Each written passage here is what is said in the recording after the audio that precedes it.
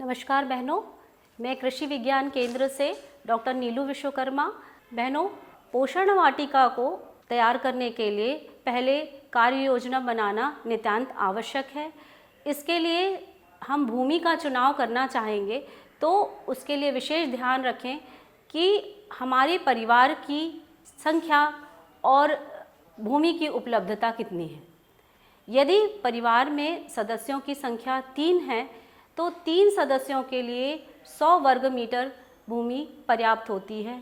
जैसे कि यदि 5 से 7 व्यक्ति है परिवार में हैं तो उनके लिए 250 वर्ग मीटर भूमि पर्याप्त होती है। भूमि का चुनाव करने के बाद भूमि की पोषक तत्वों का प्रबंधन करना नितांत आवश्यक है। इसके लिए हमें खाद, जैविक खाद, गोबर की खाद, अन्य खादों का उपयोग करते हुए भूमि की तैयारी करनी चाहिए।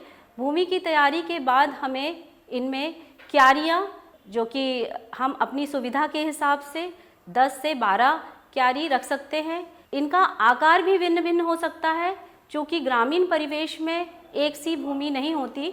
इसके लिए आपको चौकोर, आयताकार या गोलाकार की पोषण वाटिका रखनी चाहिए। हमने जब क्यारियों की तैयारी कर ली, तैयारी के बाद हमें ये ध्यान रखना है कि क्यारियों में किन सब्जियों को पहले लगाएं और किन सब्जियों को बाद में लगाएं। तो पहले जो प्रथम का क्यारियां हैं उनमें हम पत्तेदार सब्जियां, और जो पीछे की क्यारियां हैं उसमें फलीदार सब्जियां, और उसके पीछे कंद वाली सब्जी और बेल वाली सब्जियों का उपयोग कर सकते हैं।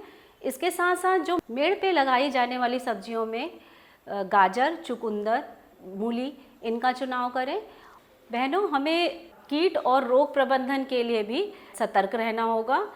पोषण वाटिका में हम यदि कीट और रोग प्रबंधन करना चाहते हैं तो हमें प्राकृतिक संसाधनों का उपयोग करना चाहिए। इसके लिए हम नीम की खली या नीम की पत्तियों और गौमूत्र का उपयोग करते हुए नीमास्त्र को बनाएं और उसका छिड़काव करें और उससे हम प्रबंधन करें, ताकि हमारी पोषण वाटिका में जो सब्जियां प्राप्त हो रही हैं वह रसायन मुक्त हो